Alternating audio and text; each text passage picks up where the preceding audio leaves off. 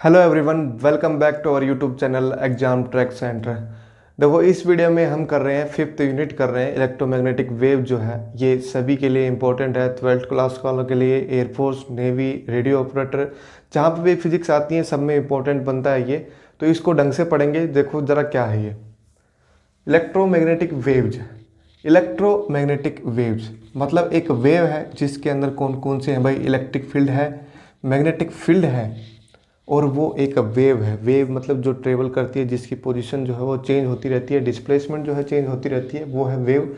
जो कि हम वाइब्रेशन से निकल सकती है या किसी भी टाइप से वेव निकल सकती है। तो ये वेव जो है कैसे प्रोड्यूस होती है, देखो हमने अभी तक ये पढ़ा है कि चार्ज अगर रेस्ट में होता है, रेस्ट चार्ज की वजह से क्या प्रोड्यूस होता है भाई, बताओ ज़रा। वो होता है इलेक्ट्रिक फील्ड होता है। अगर चार्ज मेरा यूनिफॉर्म स्पीड के अंदर है, चार्ज इन यूनिफॉर्म स्पीड या फिर मैं कहूँ यूनिफॉर्म मोशन के अंदर है, तो उसके अंदर जो है मैग्नेटिक फील्ड प्रोड्यूस करता है ये। अगर मैं चार्ज कहूँ एसेलरेटेड मोशन में है, एसेलरेटेड मोशन में है, ये मैंने पहले भी बताया था, इंपॉर्टेंट चीज़ है ये। एसेलरेटेड मोशन में है चार्ज, तो वो electric field and magnetic field दोनों ही प्रोड्यूस करता है। तो यहाँ से मैं कह सकता हूँ कि एक रेडिएशन एमिट करता है कोई भी चार्ज अगर एसेलरेटेड मोशन में है तो। ठीक है, तो रेडिएशन जो होगी वो क्या कहलाएगी, इलेक्ट्रोमैग्नेटिक वेव कहलाएगी। मतलब ये जो प्रोड्यूस होती है वो किससे प्रोड्यूस होती है, एसेलरेटेड चार्ज से। ये बात ध्यान रखनी है, EM wave are produced by accelerated charge. ठीक है, अब होती क्या है EM वेव, देखो एक तो ये है इनका नेचर कैसा है। देखो इनकी प्रॉपर्टीज हम अगर डीपली पढ़ें तो प्रॉपर्टीज से क्वेश्चन आने के चांसेस होते हैं इसमें। तो प्रॉपर्टीज को देखते हैं एक बार ज़रा, क्या क्या प्रॉपर्टीज हैं इसकी। प्रॉपर्टीज फर्स्ट तो ये है कि इसके अंदर जो है electric field, magnetic field and wave motion are mutually perpendicular to each other. मतलब तीनों के तीनों जो है वो एक दूसरे के परपेंडिकुलर है। आप ये कह सकते हैं अगर इधर साइड में इलेक्ट्रिक फील्ड है तो मैग्नेटिक फील्ड इधर मिलेगा या फिर इधर मिलेगा, और वेव डायरेक्शन जो है उसके भी परपेंडिकुलर मिलेगी। मतलब तीनों जो है वो परपेंडिकुलर होंगे एक दूसरे के। ठीक है, एक तो प्रॉपर्टी ये है। नेक्स्ट प्रॉपर्टी ये है कि electric field and magnetic field are in same phase. Same phase, phase का मतलब है कि उनके बीच में कुछ भी, मतलब दोनों के दोनों जो वेव है, इलेक्ट्रिक फील्ड और मैग्नेटिक फील्ड है, दोनों के दोनों जो है वो साथ साथ चल रहे हैं एक ही वेव के अंदर, EM वेव के अंदर दोनों साथ चल रहे हैं। उनके बीच में कोई भी फेज डिफरेंस नहीं है। जैसे इसकी इक्वेशन ये मैं लिखूँ साइन के dot are minus omega T, तो इसकी इक्वेशन कैसी आएगी मैग्नेटिक फील्ड की, के dot are minus omega T. ठीक है, तो इन दोनों में जो फेज डिफरेंस है, मतलब इसका जो डिफरेंस है वो 0 है, कोई भी फेज डिफरेंस नहीं है। तो मैं कहूँगा कि सेम फेज के अंदर है। मतलब यहाँ पे जो ये फंक्शन है ना, जो भी वेव को रिप्रेजेंट कर रहा है, मतलब साइनसोइडल, साइन या कोस की फॉर्म में, तो वो जो है दोनों में सेम मिलेगा। बस यहाँ पे ये चीज़ अलग मिलेगी, ये क्या है, एम्पलीट्यूड है। थर्ड में देखो ज़रा क्या है कि एम्पलीट्यूड के बारे में ही लिखा है कि इन दोनों का जो रेशियो है E0 by B0 is equals to C speed of light in vacuum. Speed of light in vacuum. या फिर मैं यहाँ से एक चीज़ ये भी कह सकता हूँ कि इलेक्ट्रोमैग्नेटिक वेव जो होती हैं वो स्पीड ऑफ लाइट C से चलती है। C की वैल्यू कितनी होती है, 3 × 10⁸ मीटर पर सेकेंड। तो EM वेव जो है इस स्पीड से चलती है फ्री स्पेस के अंदर। ये बात ध्यान रखनी है, फ्री स्पेस के अंदर। अगर कोई मीडियम होगा तो उसके अंदर जो है स्पीड अलग होगी। अब स्पीड जो है किस पे डिपेंड करती है, एक दो चीज़ें और बता देता हूँ मैं यहाँ से। ये वैसे भी ऑप्टिक्स में आने वाला है फिर से, लेकिन फिर से एक बार यहाँ से थोड़ा सा पढ़ लेते हैं ज़रा, इस पर भी क्वेश्चन बन जाता है कि स्पीड जो है वो किस किस पे डिपेंड करती है। देखो C को मैं ये लिखता हूँ, ये फॉर्मूला बहुत इंपॉर्टेंट बनता है।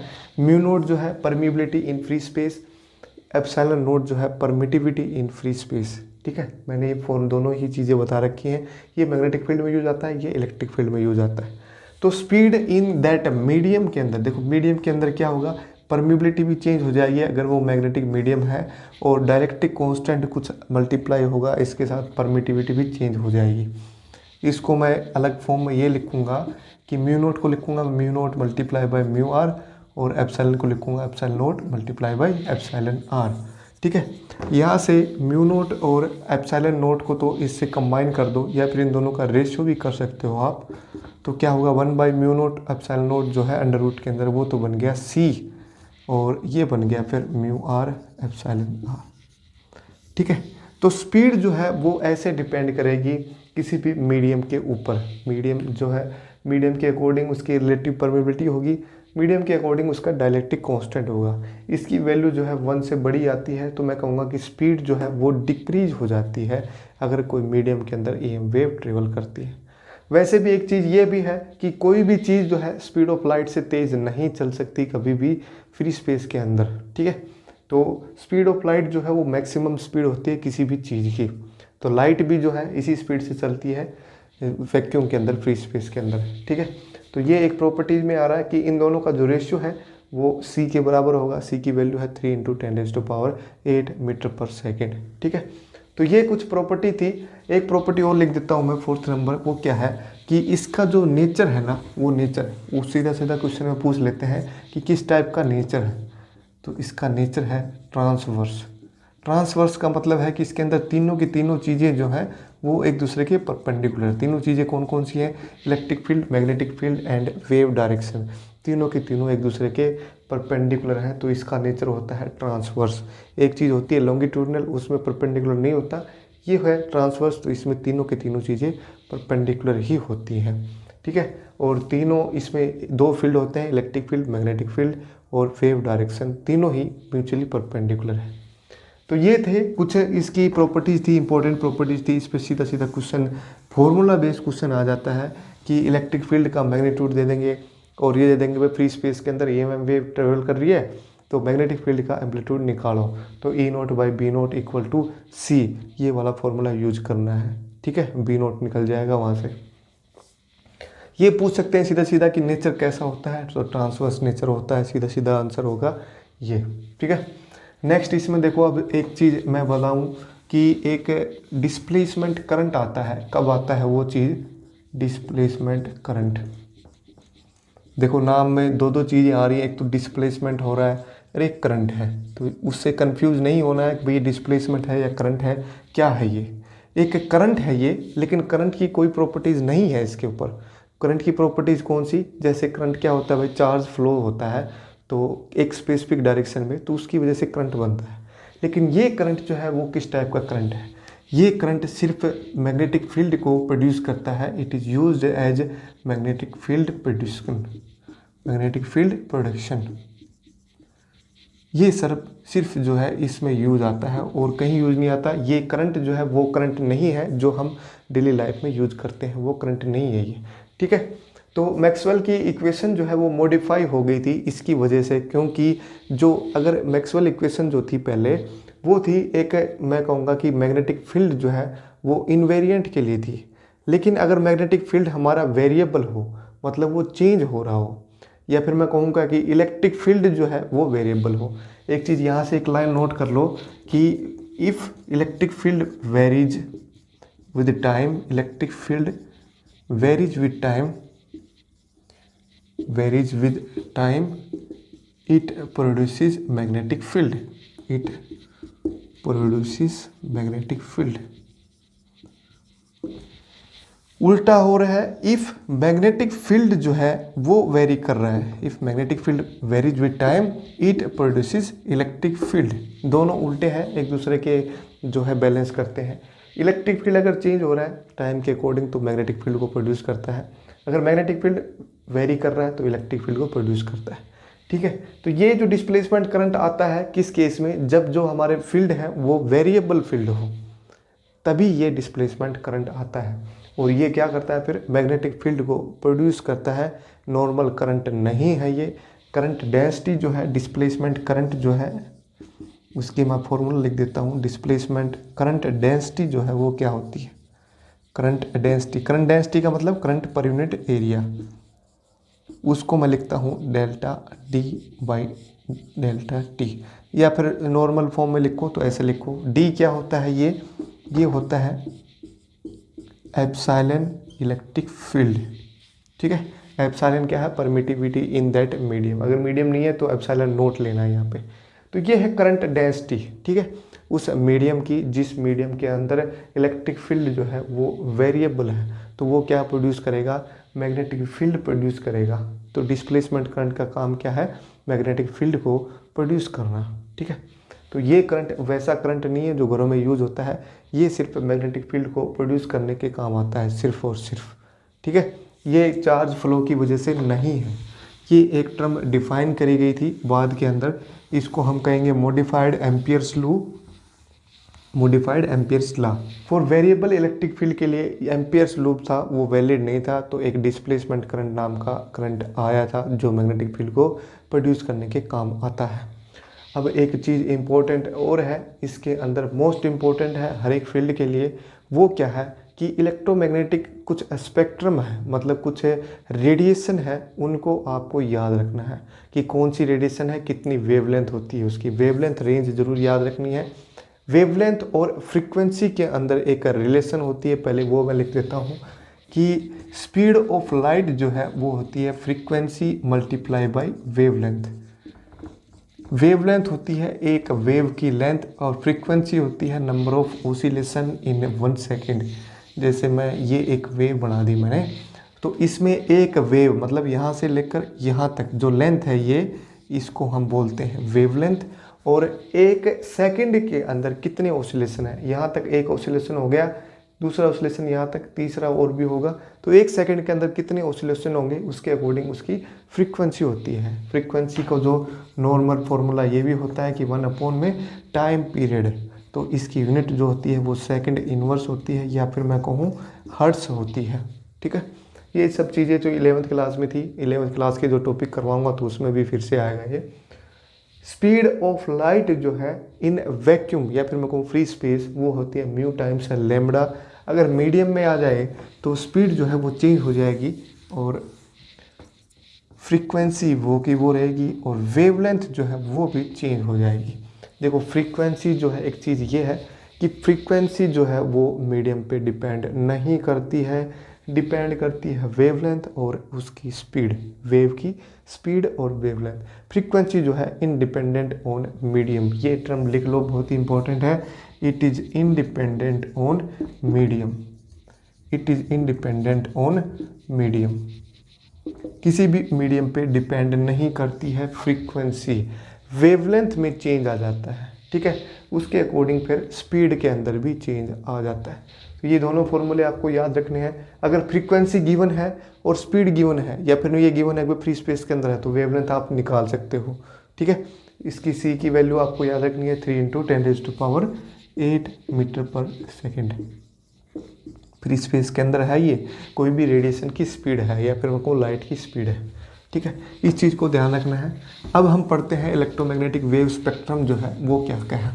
देखो इससे पहले एक चीज़ मैं बताऊं कि सारी की सारी जो वेव है, सारी की सारी जो वेवलेंथ है, उनको आप एक ही जगह याद कर सकते हैं। कैसे, देखो बीच में से यहाँ पे लिख लो विजिबल, जो हमें दिखती है वो विजिबल, मतलब जो 7 कलर होते हैं ना, VIBGYOR, वो सारे कलर इसमें आते हैं विजिबल वेव के अंदर, विजिबल लाइट के अंदर। इसकी जो वेवलेंथ रेंज है वो है 400 से 700 नैनोमीटर तक, ठीक है। बीच में सीखा है। सबसे पहले जिसकी वेवलेंथ इधर मैं लिखूंगा उसकी वेवलेंथ कम होगी, ऐसे मैं जाऊंगा उसकी वेवलेंथ ज़्यादा होगी, ठीक है। तो इधर मैं सबसे पहले लिख रहा हूँ गामा, फिर है अपना एक्स, फिर है UV, और फिर है विजिबल, और फिर है इंफ्रारेड, और फिर है माइक्रो, और लास्ट है फिर रेडियो। अब इनकी वेवलेंथ रेंज जो है वो इम्पोर्टेंट बनती है। इसकी वेवलेंथ आपको याद पक्का होनी चाहिए, ये क्वेश्चन भी आया हुआ है। 400 से 700 नैनोमीटर, नैनो का मतलब है 10⁻⁹ metre. 1 nanometre is equal to this. 1 angstrom is equal to 10⁻⁻10 metre. तो यहाँ पे एंगस्ट्रोम में करोगे तो 4000 से 7000 एंगस्ट्रोम करना है आपको। मैं सारी चीज़ें ये नैनोमीटर में ही करवाऊंगा, तो आपको नैनोमीटर में याद रखनी है। उसके अकॉर्डिंग आप कुछ भी चेंज कर सकते हैं एंगस्ट्रोम में, माइक्रोमीटर में। अभी मैं लिखवा देता हूँ माइक्रोमीटर भी क्या होता है। माइक्रोमीटर होता है 10⁻⁻6 मीटर। ये तीनों ही यूज आते हैं। मिलीमीटर तो आपको पता ही है कितना होता है, 10⁻³ सेंटीमीटर भी आपको पता है 10⁻² मीटर, और मीटर तो आपको पता ही है मीटर क्या होता है ना। इसकी गामा की सबसे कम वेवलेंथ है, ठीक है।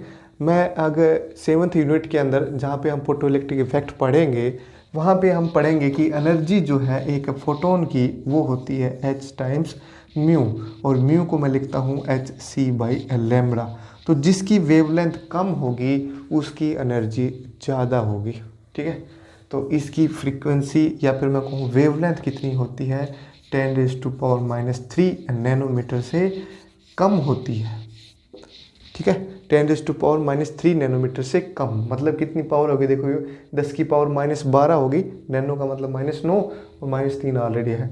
10⁻12 मीटर से और कम का मतलब 10⁻13, 10⁻14, 10⁻15 मीटर में। तो वो सारी वेवलेंथ जो है इसमें लाई करेंगे गामा के अंदर, ठीक है।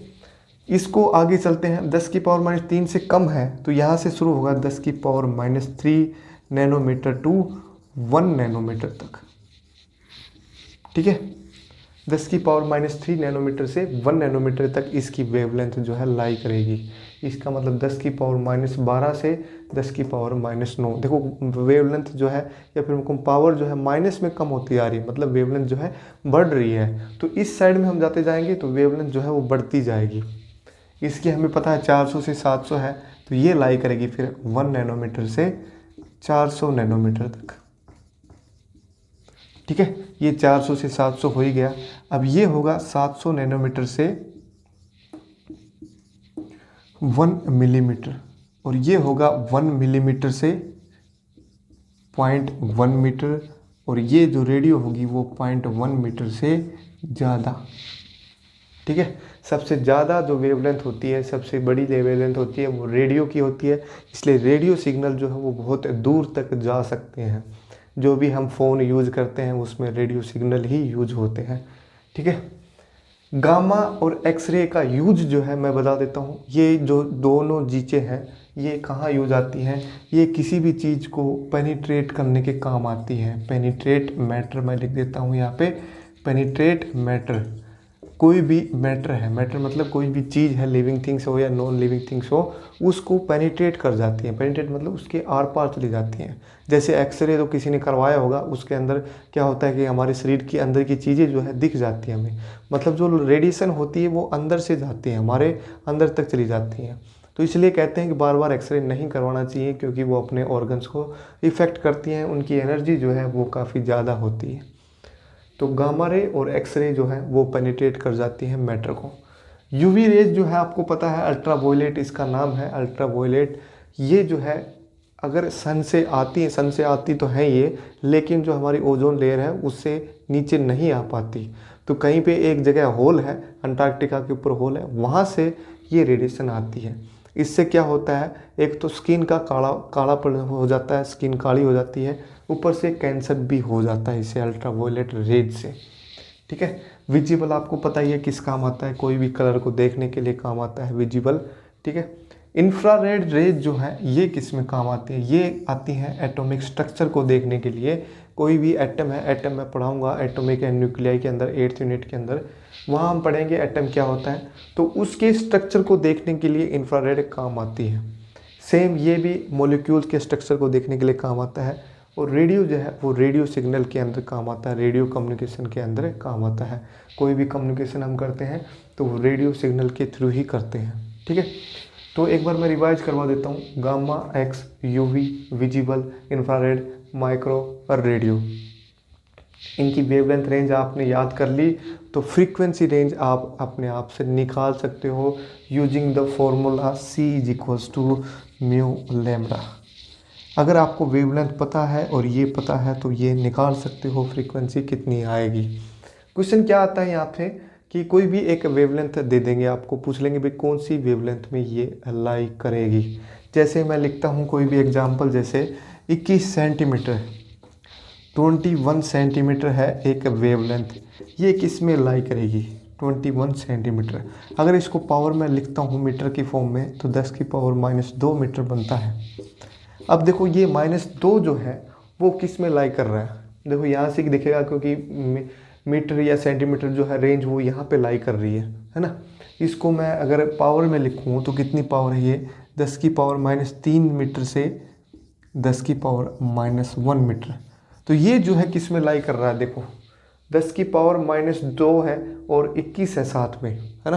तो इसको मैं ऐसे लिख सकता हूँ 2.1 मल्टीप्लाई बाय 10 की पावर -1 मीटर, है ना। अब 10 की पावर -1 से बड़ी होगी, बड़ी कितनी 2 टाइम्स बड़ी होगी, तो इसमें तो लाई करेगी नहीं, तो लाई किस में करेगी, फिर वो इसमें लाई करेगी। ये है रेडियो वेवलेंथ है। कौन सी वेवलेंथ है, ये रेडियो वेवलेंथ। ऐसे क्वेश्चन आते हैं पेपर में, पूछ लेंगे कौन सी वेवलेंथ जो है किस में लाई कर रही है ये, या फिर सीधी सीधी रेंज पूछ लेते हैं। जैसे विजिबल का क्वेश्चन आया हुआ है कि कौन सी जो वेवलेंथ है वो विजिबल में लाई करती है, तो यही ऑप्शन था 400 से 700 नैनोमीटर। एंगस्ट्रॉम में भी आ सकती है, पावर्स में भी आ सकती है। 400 मल्टीप्लाई बाय 10 की पावर -9 मीटर से 700 मल्टीप्लाई बाय 10 की पावर -9 मीटर तक, ये ऐसे पावर में आ सकती है। तो ये था इलेक्ट्रोमैग्नेटिक वेव, छोटी सी यूनिट है और अच्छे से आप इसको कर सकते हैं। 1 नंबर पक्का समझो इस यूनिट से, अगर इस टेबल को याद कर लिया तो आपने, या फिर जो भी फॉर्मूले मैंने बताए इलेक्ट्रोमैग्नेटिक वेव्स के ऊपर उनको याद कर लिए तो 1 नंबर पक्का समझो इसमें। 12th वाले भी और हर कंपटीशन एग्जाम में ये मोस्ट इंपॉर्टेंट है। हर कंपटीशन एग्जाम में तो एक एक यूनिट से एक ही क्वेश्चन ये आता है, क्योंकि ज़्यादा क्वेश्चन नहीं आते, फिजिक्स के 25 क्वेश्चन आते हैं, तो एक क्वेश्चन ज़रूर आता है इसमें से इलेक्ट्रोमैग्नेटिक वेव से। तो इसको ढंग से पढ़ें, अपने दोस्तों के साथ शेयर करें और चैनल को सब्सक्राइब ज़रूर कर लें।